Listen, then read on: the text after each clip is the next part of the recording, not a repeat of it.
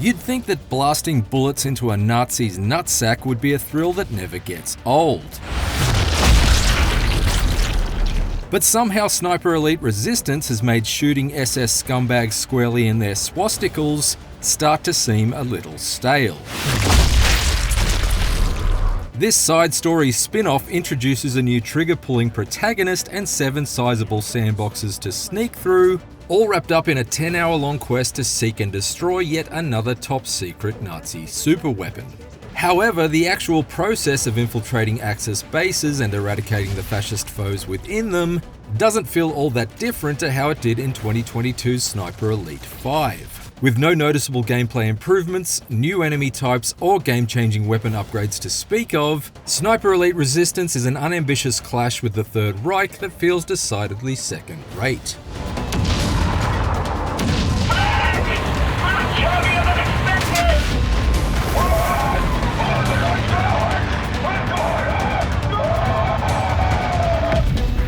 In some ways, it makes sense that Resistance hasn't advanced beyond Sniper Elite 5, because the events of its story take place at the same time as those of the previous game.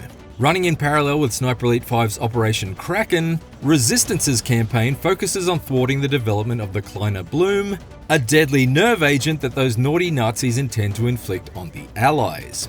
What follows is a disappointingly familiar procession of breaking into Nazi bunkers to take reconnaissance snaps of blueprints, satchel-charging AA guns to create safe passage for Allied aircraft, and sabotaging machinery in large-scale weapons factories to hinder Hitler's evil expansion plans, along with several other copy and pasted objective types that anyone familiar with the Sniper Elite series will have already experienced numerous times over.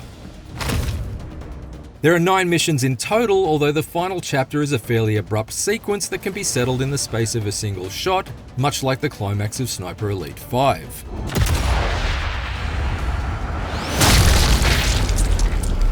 While there are some notable settings to stalk through over the course of the journey, like this sprawling French city with its lofted bell tower to snipe from and network of subterranean tunnels to leverage for surprise attacks, the bulk of Resistance's levels feel like rehashes of settings from the series past, with deja vu-inducing train yards, underground facilities, and repurposed country estates crawling with Hitler's homeboys, each begging for a bullet. This GoldenEye-ish opening dam level is certainly an impressive sight to behold, and the developers are clearly proud of it since they force you into a return visit midway through Resistance's campaign. But there's nothing here that even comes close to reaching the literal heights of Sniper Elite 5's towering Spy Academy mission, or matching the enemy at the gate style intensity of its rubble and ruin gauntlet run. Gotta be smart about this, or a lot of innocent lives could be lost. Resistance's campaign is therefore pretty unremarkable, but on the upside you do at least play as a new character this time around. On the downside, it basically makes no difference. Whereas Sniper Elite 5's main man Carl Fairburn was a gruff-talking Special Operations Executive, Resistance's Harry Hawker is a gruff-talking Special Operations Executive with a beard. Easy now. Hawker has been the second playable character in the co-op mode of previous Sniper Elite games, but this is the first time he's taken the lead. And while his muttered monologues are not completely without charm in a Jason Statham meets Michael Caine sort of way, And I could always just blow the bloody door off. he unfortunately doesn't bring with him a skill set that's at all different to what we've come to expect from previous games. Got my work cut out for me on this one. As before, keeping your cover in Resistance involves carefully timing your rifle shots so that they're masked by spluttering generators, thunderclaps, or the swelling engine sounds of aircraft passing overhead.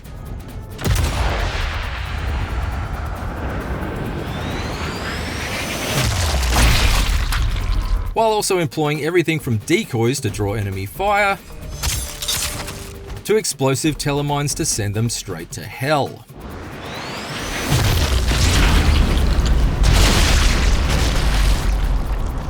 Hawker can scale up vine-covered walls to quickly move to better vantage points. Good job they called me Spider in Basic.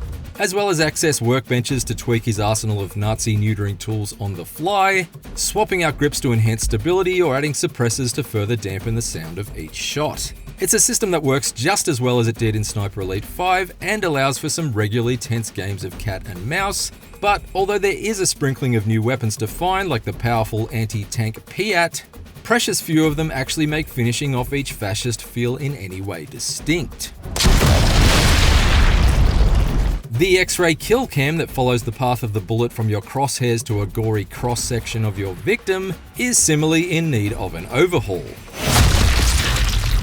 Early on in the Sniper Elite series, I was wowed each time I inflicted a high-caliber colonoscopy or blew an enemy's eyeball off its stem like it was the spores of a particularly disgusting dandelion. But that bloodlust has long since been sated several times over. While the Mortal Kombat series has seemingly limitless creative freedom when it comes to evolving its signature fatalities, it seems like there's only so much you can do with bullets, blood, and bones, and Resistance's close-up carnage just doesn't thrill with each kill like it used to. Besides, if I wanted the ugly contents of a Nazi's brain to fill up my screen in 2025, I'd just go ahead and log back onto Twitter. I do appreciate the way Resistance retains the emergent uncovering of objectives found in its predecessors, however. At one point I needed to gain access to a locked control room, but during a fruitless search to find the key or even a satchel charge to blow the door off its hinges, I stumbled upon a memo that hinted at a control room access hatch hidden in the room above it. Much like Sniper Elite 5, Resistance does a consistently good job of making you feel like you're figuring things out for yourself, rather than just blindly following objective markers on the map. Although, having said that, it still seems ridiculous that 1944 era binoculars allow you to somehow eavesdrop on conversations from 100 yards away. Sei froh, dass wir nicht dafür verantwortlich sind. Alongside the return of two-player campaign co-op and counter-op invasion modes, Resistance does introduce one new feature. Hidden away in most of its levels are unique posters promoting the French Resistance, and if you track them down and have a propaganda at the propaganda, you'll unlock some standalone challenges that can be accessed from the main menu. There are 7 of these short timer-based tasks in total, and they're effectively split into 2 forms. One sees you chain together as many close-quarter stealth kills as possible, while the other sits you in an optimal sniping spot and asks you to deal as much death from downtown as you can before the clock hits 0. Given my personal approach to stealth is slow and steady rather than rough and ready, I can't say that I particularly enjoyed being forced to slit throats and pull off silenced pistol kills at speed like I was running late for a Resistance meeting, but I definitely enjoyed the sniper challenges. Somewhat reminiscent of the Hitman Sniper Challenge demo that was released as a teaser for Hitman Absolution in 2012, these long-distance killing sprees involve prioritizing elite snipers, whose deaths add a temporary multiplier to the points harvested from subsequent kills, which brings a neat bit of strategy to each skull-shattering snipe fest. In any case, while these bonus propaganda missions are welcome inclusions, they are ultimately fairly short-lived. Especially since their gold medal ranks are pretty easy to achieve, and there are no online leaderboards to spur on repeat attempts at snatching high-score bragging rights. That's about it though. Almost everything else here has been pulled over wholesale from Sniper Elite 5. The skill tree is structured in the exact same way and features an identical suite of perks, which meant that the process of gradually leveling up in Resistance was completely stripped of any surprise. The enemies are largely the same hapless goose-stepping goons I blasted the brains out of back in 2022, and the main villain lacks the screen time required to establish him as anything but yet another generic Nazi officer, which feels particularly disappointing in the wake of Indiana Jones and the Great Circle's memorably sinister Emmerich Voss. Maybe you should have built yourself a life of meaning. Sniper Elite Resistance is a modest retread for the Sniper Elite series, rather than an exaggerated goose step forward.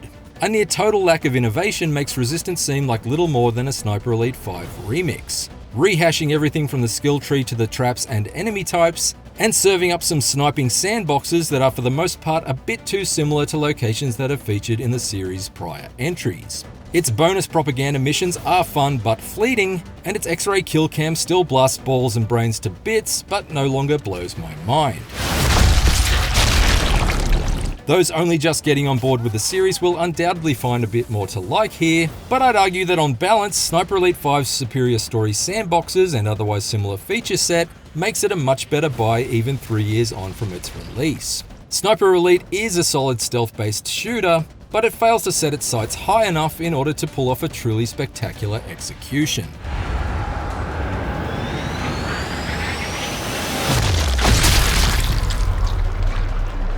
For more IGN reviews, be sure to check out our verdicts on Hyper Light Breaker Early Access and Donkey Kong Country Returns HD, and for everything else, stick with IGN. Steady! Steady!